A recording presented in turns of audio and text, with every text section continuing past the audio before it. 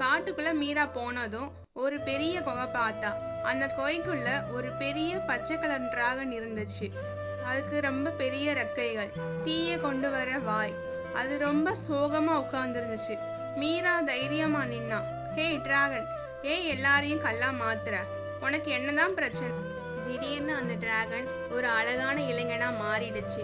இளவரசி அவனை பார்த்து, நீ ஒரு மனுஷனா? ஆமா, என் பேர் ரகு. நான் மந்திரவாதியோட சாபத்தால தான் டிராகன் ஆனேன். யாராவது என்னை உண்மையா நேசிச்சா மட்டும்தான் நான் மனுஷனா மாற முடியும். ஆனா என்னை பார்த்தா எல்லாரும் பயந்து ஓடுறாங்க. கோபத்துல எல்லாரையும் கல்லா மாத்திரேன். மீரா, அடடா, அப்போ நீ ரொம்ப தனிமையா இருக்கியா?